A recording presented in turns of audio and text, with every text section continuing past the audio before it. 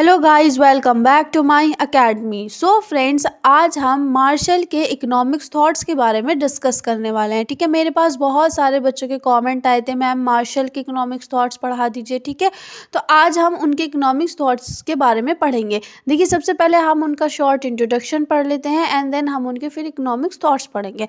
देखिए, मार्शल का जन्म 26 जुलाई 1842 में लंदन में एक साधारण परिवार में हुआ था, यानी कि वो एक मिडिल क्लास फैमिली से बिलोंग करते थे। और वो बचपन से ही बहुत बुद्धिमान थे, यानी कि बहुत इंटेलिजेंट थे। उन्हें चीज़ों को पढ़ने का, लिखने का बहुत शौक था और बहुत कम उम्र में ही वो चीज़ों को बहुत गहराई से और बहुत जल्दी समझ जाते थे। तो उसके बाद उन्होंने अपनी शिक्षा लंदन के स्कूल से प्राप्त करी, फिर उसके बाद उन्होंने बीए की डिग्री प्राप्त करी। देखिए, मार्शल जो है वो बचपन से ही उनका जो इंटरेस्ट था वो रीडिंग में था, राइटिंग में था। तो उन्होंने बहुत सारे विचारकों के विचारों का गहन अध्ययन करा, यानी कि उन्होंने जो हमारे पॉलिटिकल के राइटर थे, इकोनॉमिक्स राइटर थे और जो सोशियोलॉजी के राइटर थे, उन सभी के विचारों का, उनके थॉट्स का बहुत गहराई से अध्ययन किया।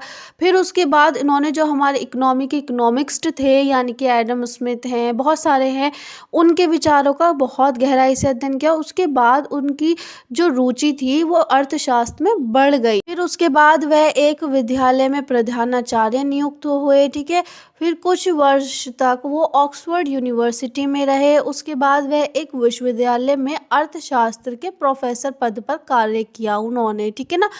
फिर उसके बाद 13 जुलाई 1924 में उनका निधन हो गया, यानी कि उनकी मृत्यु हो गई। तो ये था मार्शल का शॉर्ट इंट्रोडक्शन। ठीक है, आप अपनी बुक से, मॉडल से इसे और डिटेल में और अच्छे से रीड कर सकते हैं। ठीक है, देखिए अब हम मार्शल के इकोनॉमिक्स थॉट पढ़ेंगे कि उनके क्या क्या थॉट्स है। देखिए, सबसे पहले हमारा आता है अर्थशास्त्र की परिभाषा एवं प्रकृति।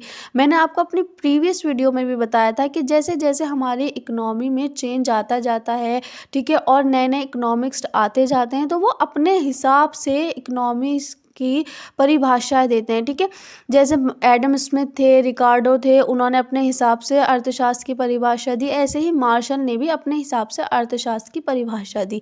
ठीक है, उन्होंने जो ये जितने भी हमारे पुराने इकोनॉमिक्स हैं उनके विचारों को पढ़ा। ठीक है, उनका ये कहना था, एडम स्मिथ हैं, रिकार्डो हैं, उनका ये कहना था जो अर्थशास्त्र है ये धन का शास्त्र है, इसमें हम मनी मैनेजमेंट के बारे में पढ़ते हैं। लेकिन जो मार्शल हैं, इनका ये कहना था कि अर्थशास्त्र धन का शास्त्र न होकर ये मानव कल्याण का शास्त्र है।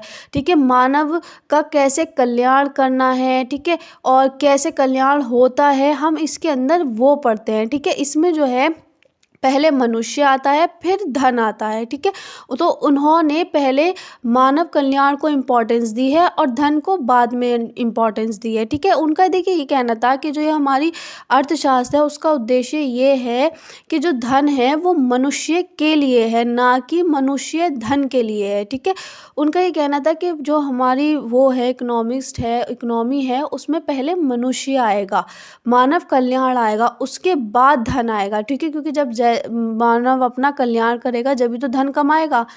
तो इसीलिए उन्होंने मानव कल्याण को सबसे ज़्यादा इम्पोर्टेंस दी है। ठीक है, उसके बाद आती है इसकी प्रकृति।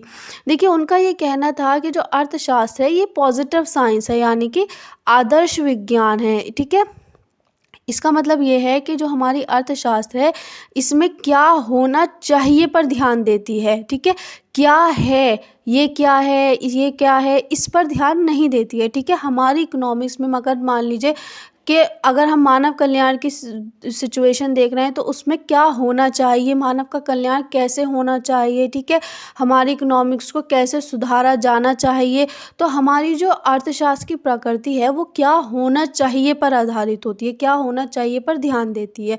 क्या है, ऐसा क्या है, मानव कल्याण का मतलब क्या, धन क्या है, ये क्या है, तो इस चीज़ पर हमारी जो इकोनॉमी है वो ध्यान नहीं देती है। ठीक है, चलिए देखिए, अब हमारा सेकंड पॉइंट है आर्थिक नियम।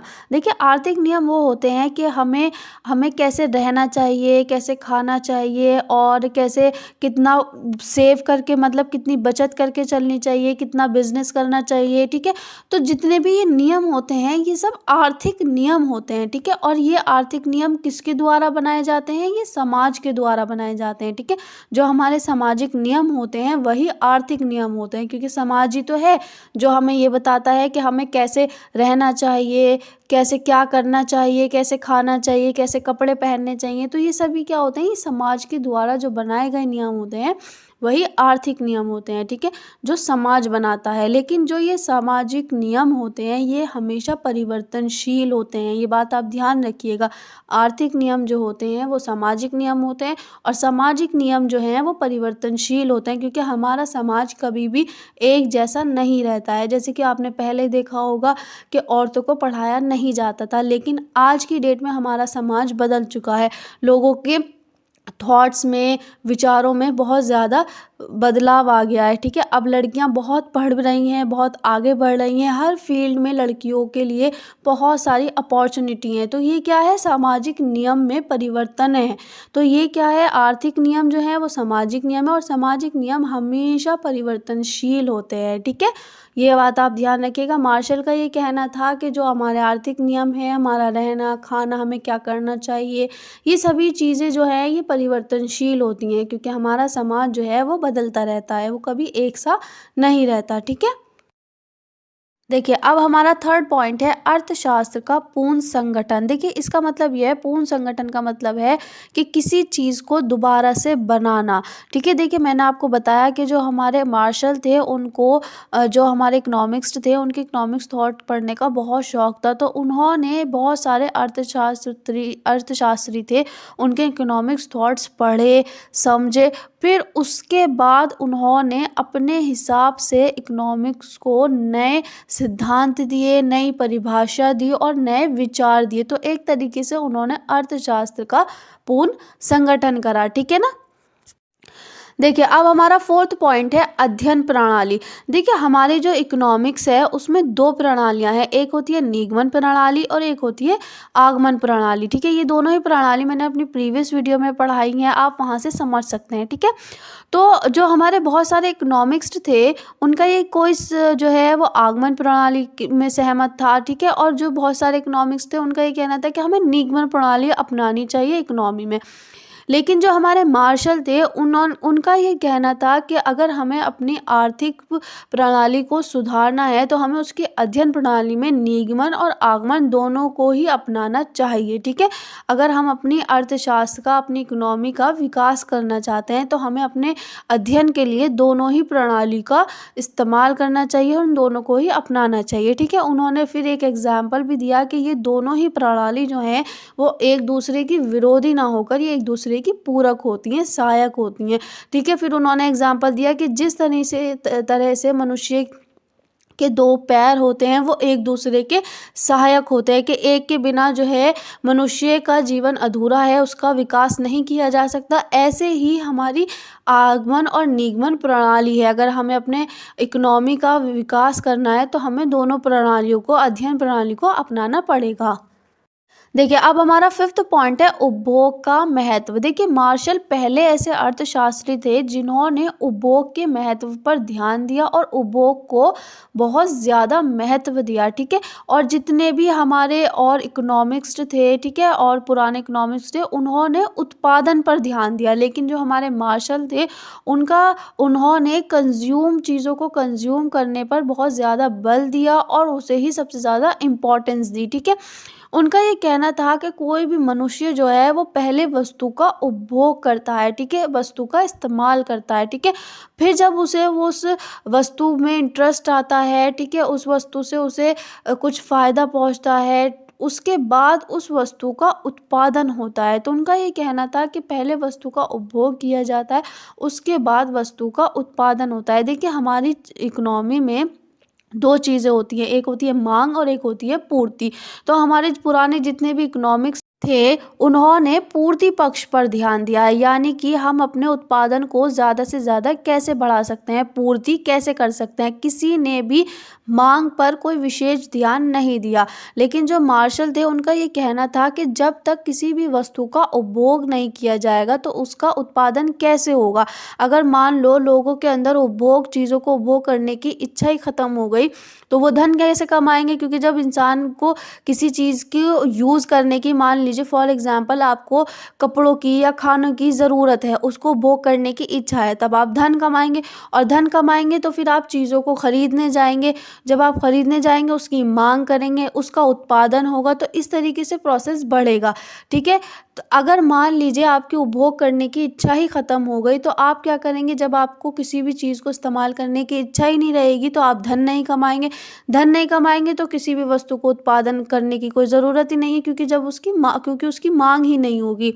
तो इसीलिए जो मार्शल थे उन्होंने उपभोग पक्ष पर, यानी कि मांग पर विशेष ध्यान दिया है और उसको ही महत्व दिया है। उनका ये कहना था कि पहले वस्तु का उपभोग किया जाता है, उसके फिर अकॉर्डिंग उसकी मांग और उसके हिसाब से उत्पादन किया जाता है, कि जब जितनी वस्तु की मांग होती है, जैसी मांग होती है, फिर उसके बाद उसका उत्पादन किया जाता है। देखिए, अब हमारा सिक्स्थ एंड लास्ट पॉइंट है उपभोक्ता की बचत। देखिए, मार्शल ने उपभोग पर और उपभोक्ता की बचत पर बहुत विशेष ध्यान दिया है, ठीक है, और उस पर बहुत महत्वपूर्ण विचार व्यक्त किए हैं। देखिए, उन्होंने उपभोक्ता की बचत पर उनका ये कहना था कि जो उपभोक्ता होता है वो जो मूल्य देने को तैयार होता है, ठीक है, और जो हकीकत में वो मूल्य बाज़ार में देता है, उसे ही हम उपभोक्ता की बचत कहते हैं। जैसे कि फॉर एग्जाम्पल आप बाज़ार में कोई चीज़ खरीदने गए, ठीक है, आपको ये आइडिया था कि वो चीज़ मुझे 10 रुपए की मिलेगी, लेकिन जब आप उस चीज़ को बाज़ार में ख़रीदने गए वो चीज़ मिली आपको 5 रुपए की, ठीक है। जैसे कि फॉर एग्जांपल आप कोई पेन ख़रीदने गए, ठीक है, वो आप अपने माइंड सेट करके गए कि भाई मुझे 10 रुपए का पेन मिलेगा बाज़ार में, लेकिन जब आप बाज़ार गए वहाँ पर आपने देखा, खरीदा, तो वहाँ पर आपको मिल गया 5 रुपए का पेन। तो ये क्या हुआ, 5 रुपए की आपकी बचत हो गई। तो उनका ये कहना था हम जो उपभोक्ता की बचत होती है वो यही होती है कि जो उपभोक्ता मूल्य देने को तैयार होता है और जो उसको वास्तव में वो मूल्य देता है, उसको ही हम उपभोक्ता की बचत कहते हैं। ठीक है। चलिए, अब हम देखते हैं मार्शल के आवश्यकता संबंधी सिद्धांत। देखिए, मार्शल ने आर्थिक विचार पढ़ देने के बाद उन्होंने मनुष्य की आवश्यकताओं पर बहुत गहराई से अध्ययन किया। उनका ये कहना था कि हमारी जो इकोनॉमी है उसमें धन की ज़रूरत है और जी पूर्ति हो रही है, मांग हो रही है, तो मतलब कि उसकी कोई लिमिट है नहीं है। तो उन्होंने एक तरीके से मानव की आवश्यकताओं पर अध्ययन किया। फिर उसके बाद उन्होंने उस पर अपने विचार व्यक्त किए कि हमारी जो धन की जो ज़रूरत है वो क्यों हो रही है इतनी, ठीक है ना, लोग जो है वो धन को इम्पोर्टेंस क्यों देते हैं। उसके बाद उन्होंने मनुष्य की आवश्यकताओं पर गहराई से अध्ययन किया, फिर उन्होंने अपने विचार व्यक्त किए। देखिए, उनका सबसे पहला विचार है आवश्यकताएं असीमित हैं और धन जो है वो सीमित है। ये तो आप सभी समझ गए होंगे, हमारी आवश्यकताएं असीमित है, हमारी आवश्यकताएं ऐसी है जो कभी ख़त्म ही नहीं होती। आज ये है, कल ये चाहिए, परसों ये चाहिए, उसके बाद ये चाहिए, उसके बाद ये चाहिए, लेकिन हमारे पास जो धन है वो सीमित है। जैसे कि फॉर एग्ज़ाम्पल आपकी 10,000 रुपये की इनकम है और ये जो है फिक्स है, ठीक है, ये आपकी फिक्स इनकम है, लेकिन आपकी आवश्यकताएं जो हैं वो असीमित हैं। आज आपने अगर मान लीजिए अपनी इनकम में से एक आवश्यकता की पूर्ति कर ली, कल को आपको दूसरी चाहिए, फिर उसके बाद दूसरी आवश्यकता, तीसरी आवश्यकता। तो उनका ये कहना था कि मनुष्य की जो आवश्यकताएं हैं वो असीमित हैं और जो धन है वो बहुत सीमित हैं। ठीक है। देखिए, अब हमारा सेकंड पॉइंट है आवश्यकताएं पूरक होती हैं। देखिए, आवश्यकताएं जो होती हैं वो एक दूसरे की विरोधी नहीं होती, वो एक दूसरे की पूरक होती हैं, यानी कि एक दूसरे की सहायक होती है, या हम एक दूसरे की, हम ये भी कह सकते हैं प्रतिस्पर्धा होती है, यानी एक दूसरे से कंपटीशन रखती हैं। जैसे कि फॉर एग्जांपल अगर आपने कॉपी ख़रीदी कुछ लिखने के लिए, पढ़ने के लिए, तो आपको उसके साथ पेन भी ख़रीदना पड़ेगा। तो ये क्या हो गई, ये पूरक हो गई, ये आवश्यकताएं पूरक हो गई, यानी एक दूसरे की सहायक हो गई। जैसे कि आपने कार ख़रीदी तो फिर आपको उसका कवर भी ख़रीदना पड़ेगा, डीजल भी आपको उसमें या पेट्रोल भी उसमें भरवाना पड़ेगा। और भी कार में अब तो बहुत सारी चीज़ें ऐसी आ गई हैं, मतलब जो जो इस्तेमाल में होता है। तो जो आवश्यकताएं होती हैं वो पूरक होती हैं। अगर आपने एक चीज़ कोई ख़रीदी है तो उससे रिलेटेड आपको दूसरी चीज़ ख़रीदनी ही पड़ेगी। तो जो आवश्यकताएं होती हैं वो एक दूसरे की पूरक होती हैं, ठीक है। देखिए अब थर्ड पॉइंट है हमारा, आवश्यकताएं निर्णय लेने का आधार है। देखिए इसका मतलब ये है कि जो हमारी आवश्यकताएं होती हैं वो क्विकली डिसीजन ले लेती हैं, यानी कि बहुत जल्दी से आप निर्णय ले लेते हैं। जैसे कि सिलेंडर, आटा, दूध, चीनी, पत्ती, दाल, चावल, ये क्या है, ये आपकी पहली आवश्यकताएं हैं। ये जितनी भी वस्तुएं हैं ये आपकी पहली आवश्यकताएं। तो आप क्या करते हैं, क्विकली डिसीजन ले लेते हैं कि हाँ भाई पहले हमें इन आवश्यकताओं को फुलफ़िल करना है। फिर उसके बाद आपकी जिसे कहते हैं जितनी भी ओवर दिखाने की चीज़ें होती हैं, कपड़े, जूते, चप्पल, इन्हें क्या करते हैं आप दूसरी आवश्यकताओं में रखते हैं, यानी कि बाद में ख़रीदने के लिए रखते हैं। तो जो आवश्यकताएं होती हैं वो निर्णय लेने का आधार होती है, यानी कि आप जो है आवश्यकताओं के मामले में क्विकली डिसीजन ले लेते हैं कि जिस चीज़ की आपको पहले और सबसे ज़्यादा ज़रूरत होती है आप पहले उन चीज़ों को ख़रीदते हैं। फिर उसके बाद जो चीज़ें आपको कम ज़रूरी होती हैं, ठीक है, वो चीज़ें आप बाद में ख़रीद लेते हैं। तो आवश्यकताएं जो होती हैं वो निर्णय लेने का आधार होती हैं। आवश्यकताओं के वजह से ही आप निर्णय ले पाते हैं, ठीक है। देखिए अब हमारा फोर्थ पॉइंट है और लास्ट पॉइंट है, एक समय में एक ही आवश्यकता की पूर्ति हो सकती है। जैसे कि मैंने आपको अभी ऊपर बताया कि जो धन है वो हमारे पास सीमित है, तो हम एक ही समय में अपनी एक ही आवश्यकता को पूरी कर सकते हैं, ठीक है। अब देखिए उन्होंने आवश्यकताएं भी बताई हैं कि मनुष्य की किस किस प्रकार की आवश्यकताएं होती हैं। देखिए एक तो होता है हमारी अनिवार्य आवश्यकताएं, जो ज़रूरी है ही हैं, जैसे कि आटा, खाना, दाल, चावल, चीनी, ये क्या है, ये हमारी अनिवार्य आवश्यकताएं हैं जो हमारे लिए बहुत ज़रूरी हैं, इन्हें हम कल के लिए नहीं टाल के रख सकते। दूसरी चीज़ आ जाती है हमारी आरामदायक आवश्यकताएं, ठीक है, जो हमारे लिए कंफर्टेबल फील कराती है। जैसे कि फॉर एग्जांपल हमें मान लीजिए हमें कार की ज़रूरत नहीं है, ठीक है, ये हमारे लिए अनिवार्य भी नहीं है। हम जो है हमारा और भी ट्रांसपोर्ट के बहुत सारे ज़रिया हैं जिससे हम अपना ट्रांसपोर्ट कर सकते हैं, ठीक है, लेकिन हम अपनी आराम की वजह से क्या करते हैं, कार को ख़रीदते हैं। तो ये क्या हो गई, हमारी आरामदायक वस्तुएं हो गई, ठीक है, जिन्हें हम सेकंड इम्पॉर्टेंस देते हैं। उसके बाद आ जाती है हमारी विलासिता संबंधी, यानी कि जिसे कहते हैं ना, हमें शो ऑफ करने के लिए हम बहुत सारी वस्तुएं ख़रीदते हैं, या और जिसे कहते हैं और ज़्यादा आरामदायक वस्तुएं ख़रीदते हैं, ठीक है ना। तो ये चीज़ें आ जाती हैं हमारी विलासिता संबंधी आवश्यकताएं। तो ये थी हमारी 3 प्रकार की आवश्यकताएं, जिसमें क्या होता है मनुष्य जो है वो एक ही समय में इन तीनों में से किसी एक ही आवश्यकता की पूर्ति कर सकता है। अगर आपको वीडियो अच्छी लगी हो so please like, subscribe and share. Thanks for watching.